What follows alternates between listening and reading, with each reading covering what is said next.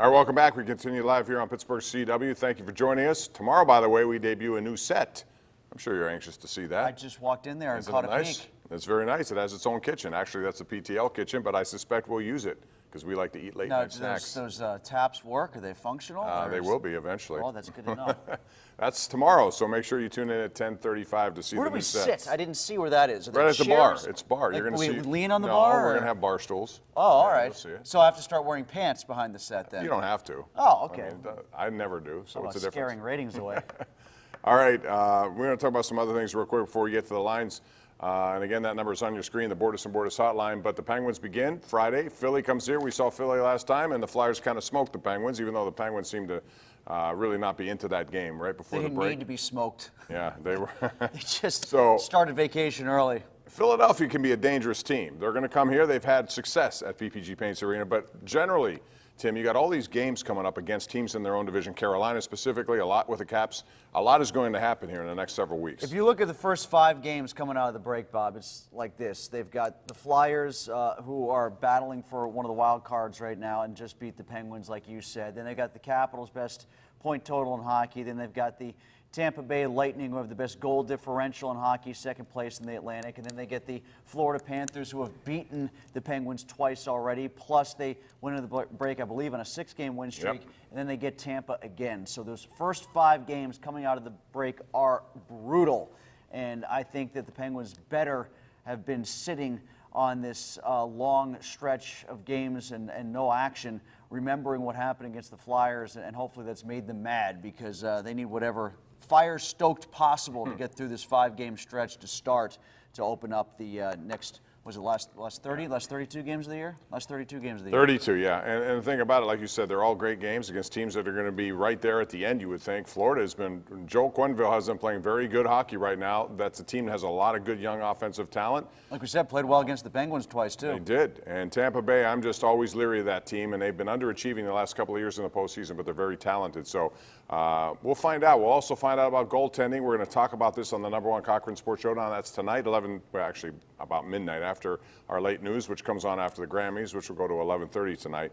So Tim will be on there, Ron Cook, as well as Josh Yohe. We have a lot to get into there. Real quick, your goaltending, how would you start it? And who do you think at this point has the upper hand? I would start Matt Murray. And all right, so you're starting to buy into my theory that Matt Murray is going to be the #1 goalie? I just think he's going to ride whoever's hot. And if Jari gets in there and is hot and Murray falls off a little bit, I think he believes, just like he did with Murray as a young kid challenging Fleury. It wasn't that Fleury was the veteran, even though there was an injury involved too. He wasn't shy about going to Murray. But I do think because of his affinity and his affection for Murray as a goaltender, I think all things being equal, they're not.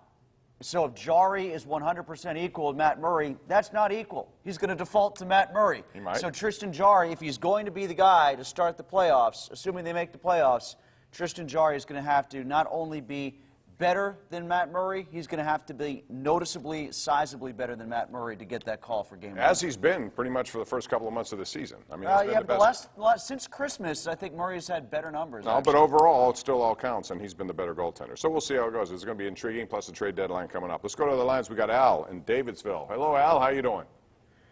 Hello, Bob and Tim. How are you this evening? Good, thanks. Good. I enjoy watching your show every evening.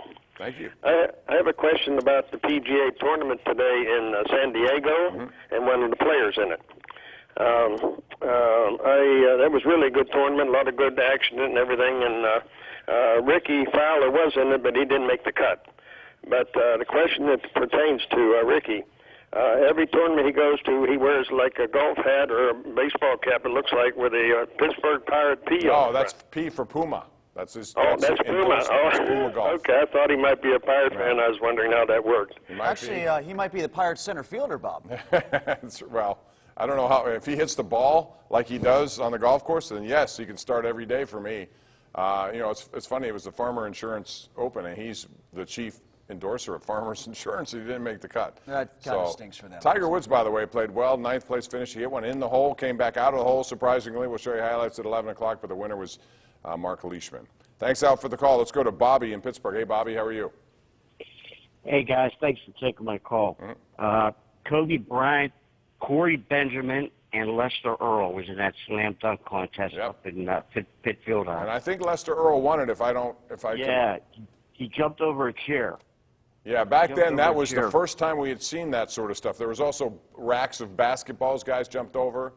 There were a lot of cool things in there, and that's, you know, the slam dunk contest was real big back then. Yeah, and I was talking. I was talking with Carl Thomas, who's the assistant coach at Duquesne. And am I talking or is he talking? I think you're both talking. Okay, all right. Go ahead. I was talking to Carl Thomas from Duquesne, the assistant basketball coach who played against Kobe Bryant, and he was 2 rows back. He said at that dunk contest in '97 when he was a rookie and he won it, and he said he still couldn't believe the hops that he got on that windmill dunk between the legs. I was a judge. No, I'm talking about the one, the real one. The NBA one. We're talking about the one that was here. Yeah. The one that was here was spectacular. They had some interest. That's what I'm referring to at the Fitzgerald Fieldhouse. All right, let's go out to Tom in Duquesne, who's on the hotline right now. What's up, Tom? Hey, how are you guys tonight? We're good. Yeah, I wanted to talk about the Steeler quarterback situation. There's a lot of discussion about that on your show and others. The options mentioned are getting a better veteran backup, drafting high, Mason Rudolph, but there's never any mention of Paxton Lynch. The guy was a #1 draft choice. He played 5 games, threw 128 passes. Is he obviously so bad that it's time to give up on him, and he's if not he even could listen, Tom, if he could not crack the lineup this year with what they had, then he's not going to crack any lineup, I would imagine. Right, and if they're going to keep him, then they're just going to keep him as the 3rd for those reasons. I think it was a lot of BS. I'll try to edit myself here. Baloney. The excuses that they were giving as to why they couldn't go to Paxton Lynch by the end of the season, to say, oh, he's a 3rd-string guy, he never got any reps, et cetera, et cetera. It got so bad at quarterback. If they had to be desperate for answers, and they still weren't desperate enough to go to him even late in the game against the Baltimore Ravens. So I'm of the opinion that he only should be here if they figure out they're going to trade Mason Rudolph and they don't want to keep Duck. And then this guy would be the 3rd-string quarterback, and they get somebody else either in the draft or via free agency. Yeah, if he couldn't make it now, and I never heard anything from anyone that suggested he was ready to handle an opportunity. And if he wasn't going to get one under these circumstances, I don't know where he would. Let's go to Tim in Youngwood. Hey, Tim, what's up? Hey, how you doing, man? Oh, it's Dave, and I'm sorry, Dave. Go ahead. Dave, yeah. Why did they even play that Pro Bowl game today? They weren't allowed to tackle nobody. Since they grabbed somebody that blew the whistle, they should be playing flag football.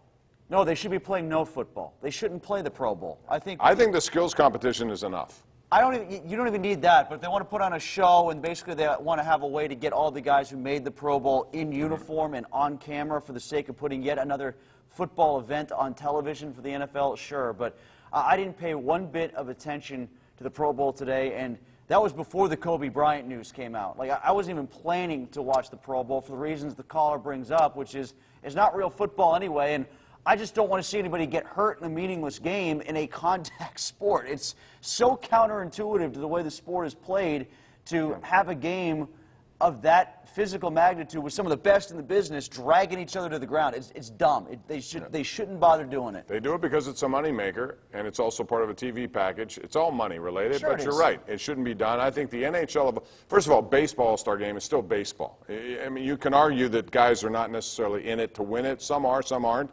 Basketball is a facsimile. And so is hockey. It's all 3-on-3. It's entertainment. Fine. At least they've modified. With regard to the pro football, you can't do it for fake. You can't. You have to do it for real. Or you actually put yourself, I think, at risk for injury. Sure, because then you pull up. You're not willing to do it, or it's just not good. And fortunately, today, nobody got injured. We got to take a break. We'll come back with more right here live on Pittsburgh CW.